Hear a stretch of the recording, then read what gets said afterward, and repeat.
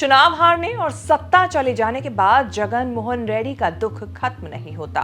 दुख इतना कि आंध्र प्रदेश से उठकर दिल्ली के जंतर मंतर आकर बैठना पड़ गया। जिनसे 10 साल कोई वास्ता नहीं रखा, उनसे समर्थन मांगना पड़ गया। एक तो एक साथ लोकसभा और विधानसभा के चुनाव हारे, ऊपर से चंद्रबाबू नायडू सरकारी तंत्र का इस्तेमाल करके रोज नए नए कहर बरपा रहे हैं। अटेम्प्ट टू मर्डर से लेकर करप्शन के केस लग चुके हैं। वाईएसआरसीपी का दावा, चुनाव बाद हिंसा में उसके 31 कार्यकर्ता मारे गए, 35 जान देने के लिए मजबूर हुए। जगन मोहन रेड्डी को कंपनी देने इंडिया गठबंधन के नेताओं के पहुंचने से राजनीति पलटती दिख रही है। सपा के अखिलेश यादव, रामगोपाल यादव, शिवसेना के संजय राउत, प्रियंका चतुर्वेदी, टीएमसी के नजीबुल हक, जेएमएम के विजय हांसदा, आपके राजेंद्र पाल गौतम जगन मोहन रेड्डी को हिम्मत और हौसला देने जंतर मंतर पहुंचे।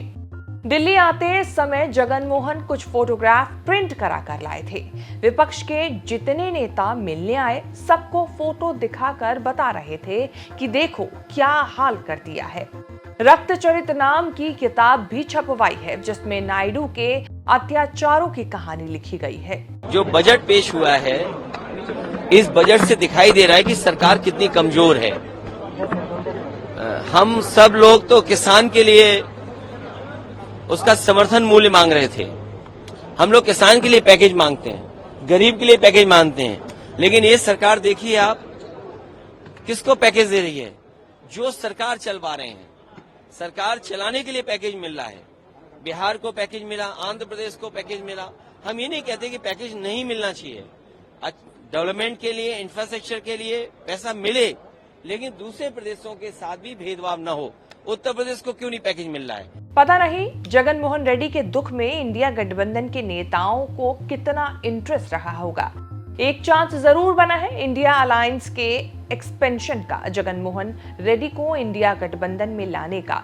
10 साल में जगन मोहन रेड्डी बीजेपी के मित्र की भूमिका निभा रहे थे। बिना मांगे एनडीए सरकार का समर्थन करते रहे, लेकिन चुनाव आया तो बीजेपी ने चंद्रबाबू नायडू से अलायंस कर लिया। अचानक जगन कहीं के नहीं रहे, अकेले पड़ गए। जगन के मंच पर इंडिया नेताओं की मौजूदगी से ये चर्चा तेज है कि उनकी एंट्री इंडिया गठबंधन में कराई जा सकती है। जगन बहुत बुरी हालात में भी और राज्यसभा के 11 सांसदों की पार्टी के चीफ हैं। तमिलनाडु की वीसी के नेता टी थिरुमावलवन ने on the spot Jagan Mohan को इंडिया अलायंस में आने का न्योता दे दिया। कहा कि राहुल गांधी को संज्ञान लेना चाहिए। Governments keep coming and going, सरकारें आएंगी जाएंगी, पर इस तरीके का राजनीतिक हिंसा कहीं भी किसी तरीके से सही नहीं है और हम सब इसकी कड़ी निंदा करते हैं। और जगन जी, हम आपको ये एश्योरेंस देते हैं, जहां जहां संविधान खतरे में आएगा, जहां जहां प्रजातंत्र खतरे में आएगा, इंडिया अलायंस के सारे पॉलिटिकल पार्टीज आपके साथ कंधे से कंधा मिलाकर ये लड़ाई लड़ेंगी। ये लड़ाई सिर्फ आंध्र प्रदेश की नहीं है, ये लड़ाई सिर्फ आपके पॉलिटिकल वर्कर्स की नहीं है। कहीं भी इस तरीके की हिंसा हो, ये किसी भी देशवासी को कबूल नहीं है। हम सब आपके साथ हैं, आप ये लड़ाई लड़ते रहे। इंडिया से समर्थन मांगने की पहल जगन मोहन रेड्डी ने ही की थी। हो सकता है जगन मोहन रेड्डी आगे की कुछ सोच रहे हों, लेकिन अड़ंगा ये है कि हालचाल पूछने कांग्रेस से कोई नेता जंतर मंतर नहीं पहुंचा। कहा जा रहा है कि कांग्रेस अध्यक्ष मल्लिकार्जुन खड़गे को भी आंध्र में अत्याचार के खिलाफ जंतर मंतर आने को कहा गया था, लेकिन पार्टी ने दूरी बनाई। जगन ने कहा कि चाहते तो राहुल गांधी भी आ सकते थे, लेकिन ये भी आरोप लगा दिया कि उनका तो चंद्रबाबू से हिडन अलायंस चल रहा है। See, the fact is we have invited them. He had all the room, he had all the opportunity to come here and to see for himself what has happened here, and he had all the opportunity to make a comment on this, condemning what has happened. He had all the opportunity, but yet, for some strange reason, because he's already in close tie-up with Chandrababu Naidu, unfortunately, Chandrababu Naidu is playing both games, both sides. That is the reason why these people chose to blindly support him, even though he's not even though these kind of ghastly incidents took place, which is not right. Jagan Mohan Reddy की बहन शर्मिला रेड्डी आंध्र प्रदेश में कांग्रेस की अध्यक्ष हैं। राजनीतिक कारणों से भाई बहन की नहीं बनती। पूरे चुनाव में शर्मिला रेड्डी जगन मोहन के अत्याचार, करप्शन, राजनीति पर सवाल उठाती रहीं। शर्मिला भी चंद्रबाबू के विरोध में है, लेकिन ऐसा नहीं है कि भाई के लिए सोचकर बहुत दर्द में हो। वाईएसआरसीपी पार्टी बनाने से पहले जगन मोहन रेड्डी कांग्रेस में होते थे, कांग्रेस के टिकट पर चुनाव लड़ते थे। कांग्रेस के दिग्गज नेता वाईएस राजशेखर रेड्डी के बेटे होने का भरपूर फायदा कांग्रेस को मिलता रहा। मामला तब गड़बड़ाया जब 2009 में वाईएसआर की मौत के बाद कांग्रेस ने सीएम नहीं बनाया। और भी ज्यादा तब बात बिगड़ी जब यूपीए सरकार के रहते हुए जगन मोहन रेड्डी को करप्शन के आरोप में जेल भेजा गया। जगन मोहन रेड्डी के साथ ये सब सोनिया गांधी और राहुल गांधी के रहते हुए हुआ, जिससे अब जगन मोहन शायद माफ नहीं कर पा रहे हैं। जेल से निकलकर जगन मोहन ने वाईएसआर-सीपी पार्टी खड़ी की और कांग्रेस, टीडीपी, बीजेपी से अकेले लड़ते हुए सत्ता तक पहुंचे। बहुत सालों तक शर्मिला रेड्डी भाई के साथ रही, लेकिन साल 2020-21 से भाई बहन के रिश्ते में राजनीति आड़े आ गई।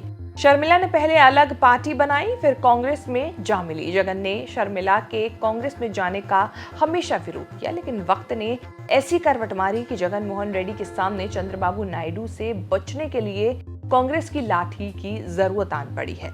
राजनीति में इमोशन या ईगो स्थायी नहीं रह सकते। जगन मोहन चंद्रबाबू नायडू के रहते बीजेपी के साथ नहीं जा सकते। कांग्रेस का स्टैंड क्लियर नहीं है, लेकिन इंडिया अलायंस के रास्ते बात कुछ बन सकती है। जगन के आने से विपक्ष को फायदा है कि राज्यसभा में उसकी ताकत बढ़ जाएगी, सरकार प्रेशर में आ जाएगी। वाईएसआर-सीपी के साथ से राज्यसभा में विपक्ष का नंबर 98 हो जाएगा। एनडीए फिलहाल बहुमत से कम है, यानी कि 101 पर है। लोकसभा में विपक्ष के नंबर वाईएसआर-सीपी के सांसदों के साथ 4 और बढ़ जाएंगे। ओडिशा में नवीन पटनायक और जगन मोहन की पॉलिटिक्स में कॉमन ये रहा कि दोनों बिना एनडीए में गए बीजेपी के मित्र बने रहे। चुनावों में दोनों का भारी नुकसान हुआ। चुनाव बाद नवीन पटनायक को स्टैंड लेना पड़ा कि बीजेपी के राज्यसभा सांसद सरकार के खिलाफ रहेंगे। चुनाव बाद भी जगन एनडीए के साथ गए, लेकिन चंद्रबाबू ने हालात ऐसे बनाए कि जगन मोहन रेड्डी को सरवाइव करने के लिए कोई बड़ा स्टैंड लेना होगा। अब देखते हैं कि क्या जगन मोहन रेड्डी इंडिया अलायंस में शामिल होते हैं या नहीं होते हैं। खैर, ये तो समय आने पर पता चलेगा, लेकिन फिलहाल आप हमें ये जरूर बताएं कि आपको ये रिपोर्ट कैसी लगी। कमेंट करके बताएं। वीडियो पसंद आई तो चैनल को सब्सक्राइब करें और वीडियो को भी शेयर करें।